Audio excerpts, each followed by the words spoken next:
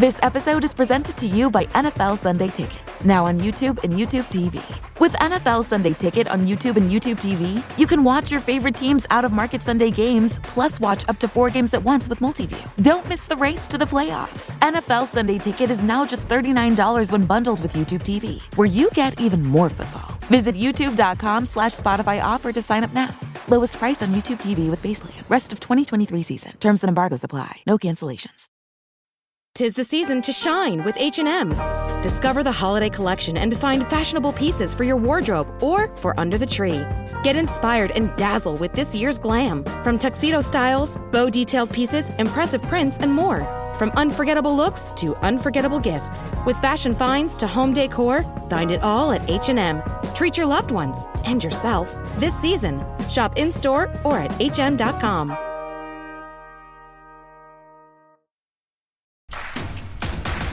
Introducing Royal Caribbean's newest ship, Icon of the Seas, the ultimate family vacation. The ultimate 6 slides, 8 neighborhoods, 0 compromise vacation. The ultimate never done that, can't wait to do it vacation. The ultimate chillin' by a different pool every day of the week vacation. This is the Icon of Vacations. Icon of the Seas, arriving in 2024. Book today. Come seek the Royal Caribbean. Ships Registry, Bahamas. Reboot your credit card with Apple Card, the credit card created by Apple. It gives you unlimited daily cash back that you can now choose to grow in a high-yield savings account that's built right into the Wallet app. Apply for Apple Card now in the Wallet app on iPhone and start growing your daily cash with savings today. Apple Card subject to credit approval. Savings is available to Apple Card owners subject to eligibility requirements. Savings accounts provided by Goldman Sachs Bank USA. Member FDIC. Terms apply.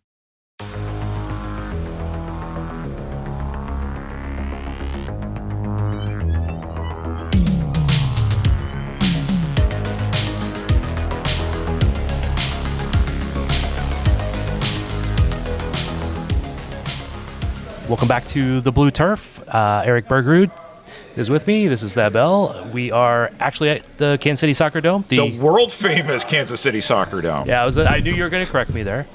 I was waiting for it. That was a setup. That was a pass. That's good. All right. We are at the Soccer Dome. We are watching a little bit of practice as they're getting warmed up today, and kind of like the little ambiance in the background, balls, voices, that sort of thing. How you doing today, Eric? I'm doing well. How are you doing today, Thad? Not too bad. I survived the media game the other day. You won. Team Vassos. Yeah. What a come-from-behind victory. It was. We would not have given up a goal, but we had we won 2-1, but we surrendered the first goal. The right-sided defense was not very strong. I was the left-sided defense. You're sounding like a player already making excuses for somebody else making a mistake, and it didn't happen in my lane. It didn't. There you go. No, I take pride in these media games, man. I don't like losing anything. In people like, oh, we're just out here to have fun. I'm like, no, we're out here to win. That is exactly right. There were a lot of people on the field too. There was. Yeah, that was a little organized chaos. Yeah, balls bouncing everywhere. It was a little crazy, but it's always fun to get out there, whether it's the Comets or for Sporting or the Current or hell, I'll go play any game if I can just stand there a little bit. Big kudos to your teammate Daniel Sperry. He holds a distinction of having scored in 2 media games in the last year. He scored in the Sporting Kansas City media game and scored in the Comets media game. It's like maybe he's found his niche. Yeah, no, it's a little amazing. He scored that goal from the corner too, and he's like, that wouldn't have happened in a real game. I'm like, have you watched indoor soccer, man? That exactly does happen from there a lot. All right. More important than the media game, Kansas City came back. They dramatic winner, a goal from Junior Kazim with 45 seconds left or something, somewhere around there. I was actually watching from upstairs and not shooting that game for a change, so it was a little bit different view for me. But what did you get from that game? Well, first of all, I've been thinking about this. Give yourself a pat on the back, Thad Bell, because how many episodes have you been talking about Junior Kazim and what he can do in the box? And Comets fans witnessed this firsthand on Saturday night. And he gives you that effort. He goes after loose balls, and that's basically what the game winner was. Saved by Paulo, loose ball in the box. Got there first, kicked it in. Crowd went nuts. It was electric there at Cable Dom Arena on Saturday night. That's right now on the Comets. There's probably nobody I'd want inside the box more than Junior. Outside the box, there's a lot of other players. He still has growth in the game, but inside the box, man, that guy is deadly. Yeah, and so you had his 2 inside the box goals, and you had some bangers from outside the box too. It was a good mix of scoring. Leo Gibson still 11 goals short of tying Kevin Ketters for the all-time Kansas City record, and I think where he's positioning himself right now on the back line, it's going to take a little bit longer to go there if he even gets there, but we can talk about that maybe later in the season. And that was one of the challenges in this last game. They were missing multiple defenders, multiple forwards, which is how Junior got on the field essentially. No Sosa because of suspension. Togba with the concussion protocol. Yep, I did see him after the game, so he was there, but definitely not ready to be out there practicing yet. And I don't see him in practice today, so I'm assuming he's still in that. His Instagram game is still strong, so I saw him when he came into the arena, and he was wearing shades, I think still in precaution mode. But I saw on Instagram he captured video, and I think he was really proud of Junior Kazim. He said it was a proud uncle moment. So there you go. If you can't play, mentor, right? That's right. How about that? All right, so let's see. Who we knew Leah was on the back line. We knew Schmerman played defense. Who else? Nacho got dropped back too, which I think is a strong move. Nacho's very versatile, and you want against a rival team some experience there in the back, and I think that it paid off. So St. Louis came up early. Lucas Almeida with 2 goals, and what was cool about that is he had a bunch of kids who were playing in tournaments in Kansas City, and so it was almost like a friendly away crowd right in front of him where he got to score. And that was great. Comets made some adjustments in the second half and then started unleashing in the third quarter, but could not hold on and found themselves having to come from behind once again at home.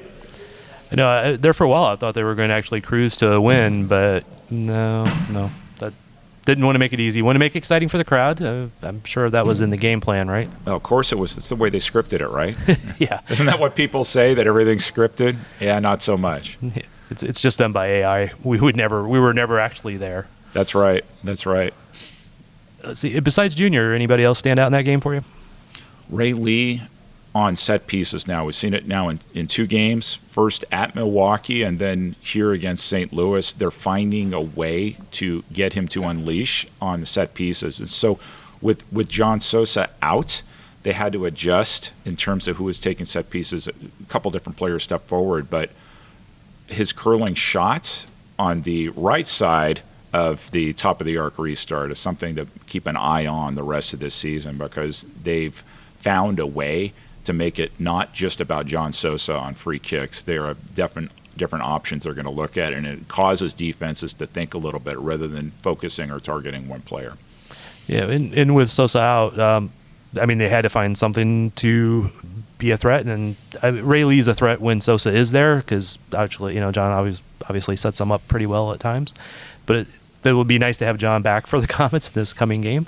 Oh, that's for sure. And then you start having the luxury of plug and play. Who are we going to put on our first team top of the arc restart? Who are you going to put on your power play unit, et cetera, et cetera. Lucas Sosa continues to hit bangers too, and with both feet. And so some of his goals with his left foot have been even prettier than the ones from his right foot. So he keeps cruising along, keeps leading the team in scoring, and we've talked about this quite a bit, where the goal's going to come from, and they're coming from all over the place.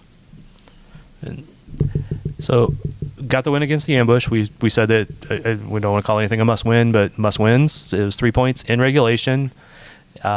Important against the Ambush to keep them down and keep the Comets up in that third spot. They didn't really get help from anybody else this last few days. The Wave won, Florida won. You can't expect the help. No. Right. But some of it may happen, but you can't expect it. You can always hope.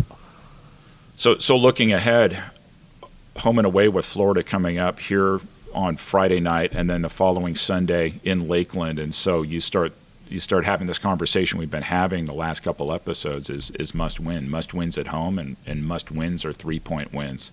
2-point wins are fine, but as you see Milwaukee and Florida right now battling for first place, Comets want to make a move. I think they'd rather be a 2. Well, for sure they'd rather be a 2 than a 3. They will need some help if Milwaukee's going to stumble in first place, just the way the points are spread out. But Florida, Baltimore, Milwaukee games coming up here on the next stretch. Have to take care of business at home and steal some points on the road. Yeah, I mean, I would like for it to happen, but I'm not really seeing the Comets climb into first at this point. That's just not likely. But they don't have to. I was talking to Leo Gibson just before you arrived here at the world-famous Kansas City Soccer Dome that nobody in the East clearly is running away with it, and there's opportunity. So if you look at the top of the conference and look at the bottom of the conference, at the bottom of the conference, it's not clear anybody is claiming that fifth and final spot in the playoffs. But you look at the top of the conference, there are matchups for the Comets, and historically they've done in the playoffs. Historically, I'm not talking about recent years, but historically they've done well on the road and shown that in a 2-game series plus the extra time that they can win that extra time game on the road. So really what they need to do is put themselves in a position. Ideally, you'd want to be a 1 or a 2, and so that way you'd get home field advantage that first round. But even in a situation where they're having to play on the road, this stretch is important because you want to show the Floridas, the Baltimores, and Milwaukees, we're not afraid of going into your arena. So in a playoff series, even if you're the higher seed, we know we can go there and steal a win. Absolutely. I'm curious to see how the team performs going forward now. They seem to find a little more balance now. This last game, it was 2 goals from a forward, 2 from a mid, 2 from a defender off of set pieces. A little more balanced than what it was. I mean, at one point, it was all defenders scoring. There was no forward scoring. They were missing Ryan Marks. They were missing Benji. Leo dropped to the back because they needed defense. Like Nacho dropped back. We haven't seen maybe as much from Big Mike Da Silva as we'd hoped.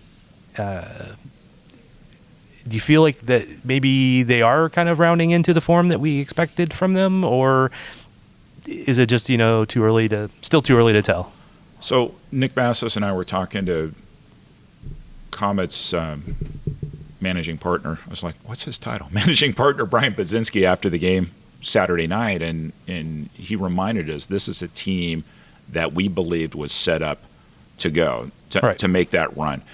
I think what's interesting about them is the unpredictability. Is in years past, you knew they were going to go to Leo, or you knew they were going to go to Rion, and that's where a lot of the points were going to come from. Right now, it's not clear. So if you're an opposing coach and you're scouting the Comets, where do you go? And so what's interesting about Florida is defensively, they bring in Chad Vandergriff, who's the reigning defender of the year, and you would assume traditionally that he'd be man-marking Leo. Well, Leo's probably not going to play up top on Friday. We'll see about that. And so they're going to have to adjust with the situation.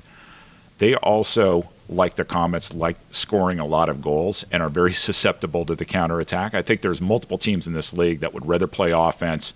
It's not that they can't play defense, but they want to push everybody forward. And you better score or not find yourself in a situation where it's a 2v1, 3v2 the other way, because the other team is going to punish you. Florida has been punished this year moving forward. And so it's going to be interesting to see how the teams adjust and whether we see a 7-6 game or whether the teams approach this differently.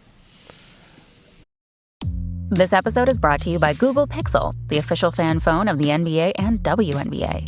The new Pixel 8 and Pixel 8 Pro are built different. How? Take the Audio Magic Eraser tool that helps block out distracting crowd noise so your play-by-play commentary sounds crystal clear. The only phone engineered by Google brings out the audio you care about so your videos sound as crisp as they look. Learn more at googlestore.com/pixelnba. Audio Magic Eraser requires Google Photos app. May not work on all audio elements.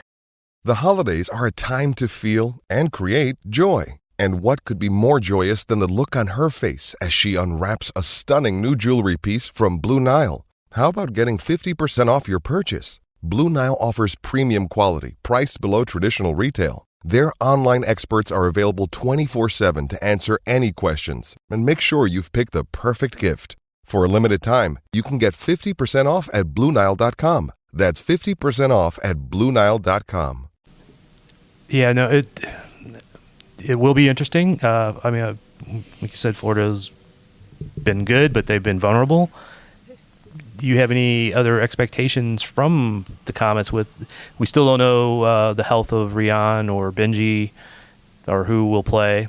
We were watching practice, but they all left. They were like, oh, hey, we're not going to tell Thad and Eric what our plans are, so we're going to go on mute here for a little bit while they continue recording their podcast. So Kansas City, not clear who the 16 is going to be. Florida is interesting. They traded away their captain and arguably most popular player, Zach Reggett, multiplayer cash move to Harrisburg.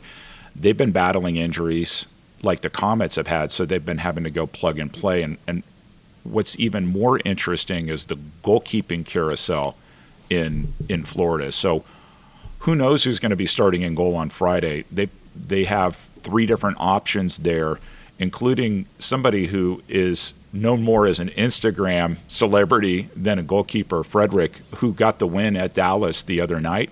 Also got an assist, a Wallace Scorer assist from a goalkeeper on what is arguably going to be the goal of the year. If you haven't seen the highlights of Ricardo Carvalho, bicycle kick, beauty goal. I don't know who's going to be in goal. Is it going to be Navarrete? Is it going to be Heiner House? Is it going to be Frederick? I guess we'll find out. Do they even know at this point?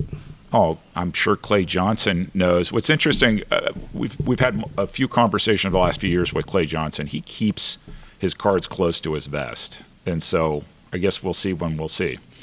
A lot of coaches do nowadays. Let's see. Anything else we need to talk about the Florida game?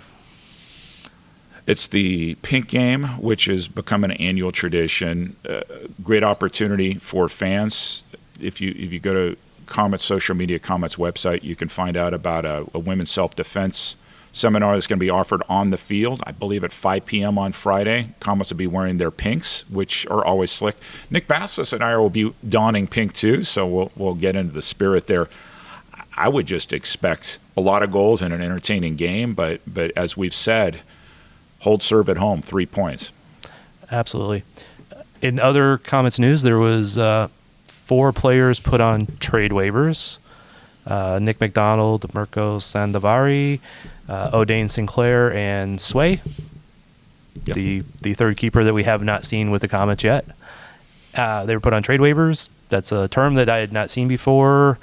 Do you have insight to exactly what that means? Or So my understanding of what that means is teams across the league have the ability to contact those players to see if they're willing to move to that city and then negotiate a trade with the Comets. And what the trade might look like, I guess that to be determined on case-by-case basis. I think what's tricky for some of the players is some have deep roots here in the Kansas City area. I wouldn't see them move unless it's a short-term deal where they're playing out the rest of the year. I think with Sway, what's interesting is you never know with goalkeeping in terms of what team might need a goalkeeper, and it's not only just in the MASL. There are teams in multiple leagues that could be an option for him. Yeah, and I know Nick is, Kansas City native. I'm not sure about Mirko, where I don't actually remember where he's from, but I know he's been around forever. Chile, but he has roots here in the Kansas City area too. And then O'Dane, who's actually played in a couple markets, but has family here. He's played for the, I was going to say let's just say the late Orlando Seawolves. Also played for the Ambush, but I would imagine that would just be a short temporary deal if somebody were to pick him up. He's played a fair amount with the Comets this year already. And multiple positions, too. Yeah. Target as well as on the back line. And I thought he had a really solid game in St. Louis. He did. I've been critical of him because he's not the fastest guy out there on the field, but he actually played some really good defense there for a couple of different games.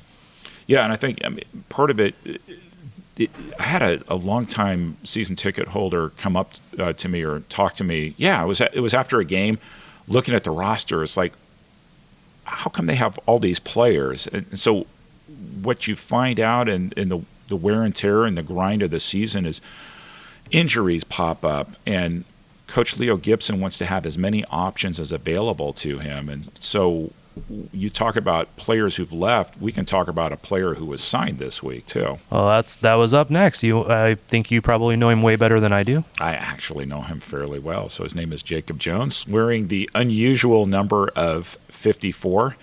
He was a 5-year starter at Park, or 5-year player in the 5th year. So in the middle of COVID, both the NCAA and NAIA granted players an extra year of eligibility. So he played all the way through. One of the top all-time scorers in Park history. Can shoot from both, obviously prefers his right. He's a grinder. He will put in the minutes. He is a solid teammate too, so assist as well as score. And he's sort of one of these tweener players that fit in with Park. You could plug him into multiple positions, and he likes to battle. So I chatted with him just for a little bit before you got here at that. And once again, another Park University Pirate who's finding a place for himself in the MASL.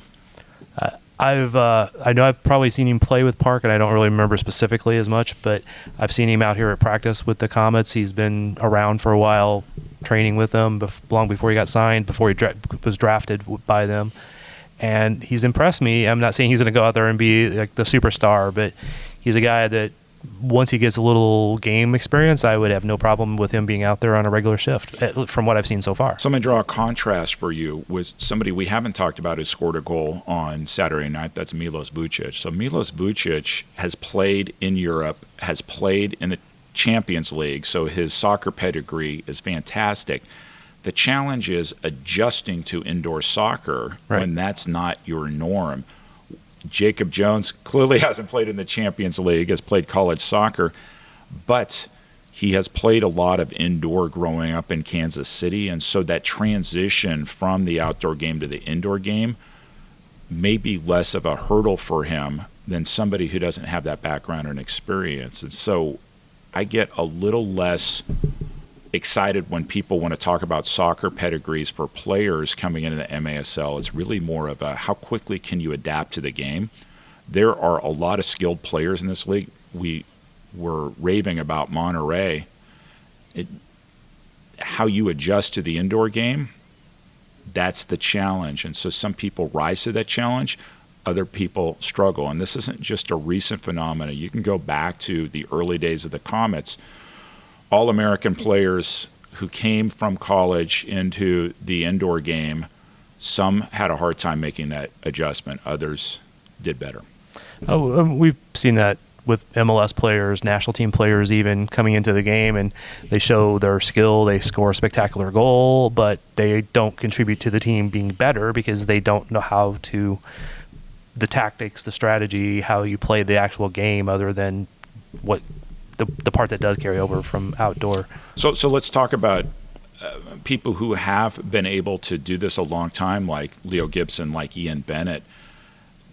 No, expecting them to run, but Ian Bennett can run with anybody in this league still, but it's the experience, it's the understanding, it's the what I would call not just soccer IQ, the indoor soccer IQ. Where do I place myself? How do I use the boards? How do I use positioning effectively to maximize my individual and my team's accomplishments there on the field? And so you can see somebody who's 39, 40 years old, not just playing in this league, but starring in this league because they understand how the indoor game is played. Yeah, at that point, it's much more about the experience than being the strongest, fastest person. Leo's not the fastest guy out there anymore, but he knows. You talk about the boards and such forth, but it's how to position your body, because there's a lot more of that. I got to turn somebody than there is even in outdoor, because there's so much more space in outdoor. That doesn't come into play quite as much. Well, look at a John Sosa. Look, you talk about Leo, but John Sosa would be another example of somebody who understands the game and makes very tactical decisions every single game, both offensively and defensively, and as well as on special teams in terms of how do I give my team the best chance to win based on this situation. And so there are players like that across the league who have figured this out, but it takes time to figure this out. I was going to say Sosa normally uses his head, but that's also what got him into the last blue card. Well, it's a game that invariably you're going to get in the penalty box. Kansas City finds themselves sometimes in the penalty box more than other teams, and they have a reputation on the road for being a physical team. And I'm not suggesting at all that there's a cause and effect in terms of reputation and how they're booked, but they seem to play more physically on the road, which lends itself to more penalties on the road. Well, I think a lot of teams do that also. I mean, that's not really unusual. You play differently on the road because you're trying to take away that home field advantage and disrupt styles, tactics, emotions, all that. I get that, but I don't hear people talking about other teams on the road as much as I hear about Kansas City being talked about on the road. So it is what it is. Some fans are just more whiny than others. Well, what's interesting about MASL fans is it's very easy to point out the whininess of some other team's fan base, but overlook the similar behavior of your own. Oh no, we have called out Comets fans on this podcast, so we have. I'm just saying what's interesting if you track any of the back and forth online, or even more entertainingly, if I just created a word in the Twitch chat during games. It's not only interesting between the fans of the two teams playing, but then you start getting other teams who have an axe to grind with one of the teams who want to jump in, and we've seen that with Milwaukee fans jumping in Kansas City and St. Louis, and in a way that shows that there is fan attention, not just on teams but the league, which is good. It just sort of exacerbates maybe the tensions between fan bases in a more contained environment. Go back to Jacob Jones for a second. He was their third-round draft pick. How many?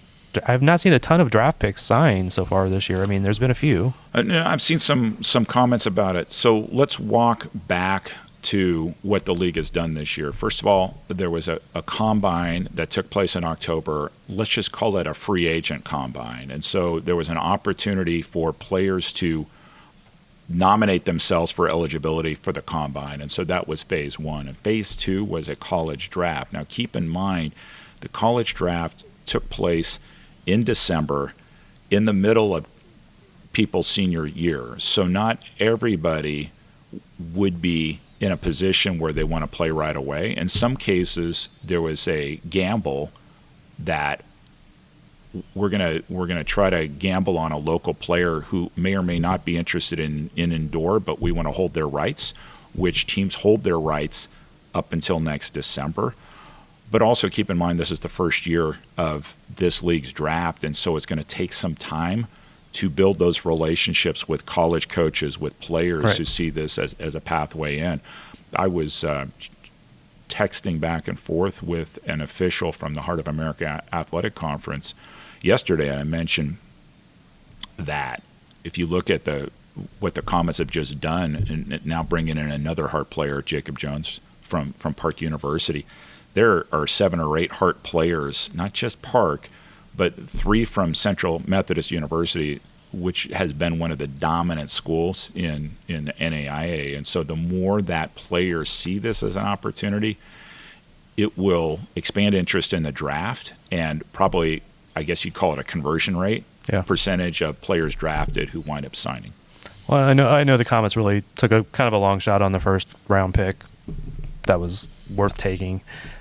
They probably would have gotten Jacob Jones unless somebody else drafted him, and they probably would have sent it, a couple dollars to his rights at some point to get it back. So I was never surprised that he was going to sign anyway.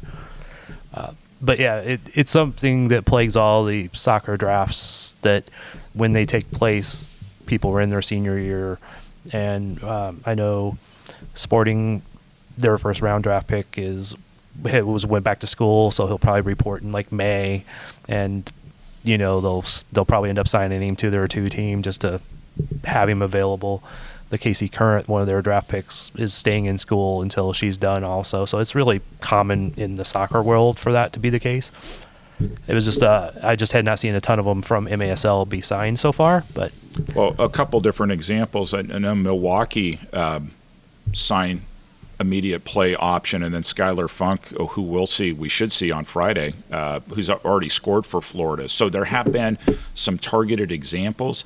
In the case of Skylar, well, his college coach, Clay Roberts. So there's already a relationship there and an understanding of what the transition is going to look like. And so I think that this year was, in a way, the Wild West. Okay, we'll figure out the draft as we're going along. I'd see teams getting a little bit more strategic next year in terms of how they want to approach it. All right. Anything else we need to cover today, Eric? I know you probably need to take off shortly to get some meetings. Yeah, meetings are us, I guess is what they say. I'm looking forward to an exciting game against Florida. Next week's podcast, we're going to be talking about a lot of Florida because we'll be doing the recap of this Friday's game and then a preview of next weekend's game. And so we'll get a sense of how they matched up here and then project whether there'll be some serious adjustments for the return match in Lakeland. We'll be much more entertained by Florida at that point. We'll see how they come into Kansas City and then try to predict what they'll do when they go back down there. It's going to be a battle, and we saw in the playoffs last year. Last time we've seen Florida, Comets beat Florida here. Couldn't get any wins down in Lakeland, and now they'll get another shot at them the next 2 weeks, and it's up to the Comets to get results and try to make that move up to the top tier of the Eastern Conference. Two 6-point games, essentially. Well, that's it. You want to get your maximum points, and you want to prevent the teams ahead of you or in contest with you of getting any points. And that's why it's critical to get 3 rather than to split the points in overtime. Absolutely. All right. I think we're probably done today, and you look like you're about to say something. I wasn't going to say anything other than thanks, Dad, and looking forward to seeing you on Friday night. Looking forward to seeing you too, man. And we're out.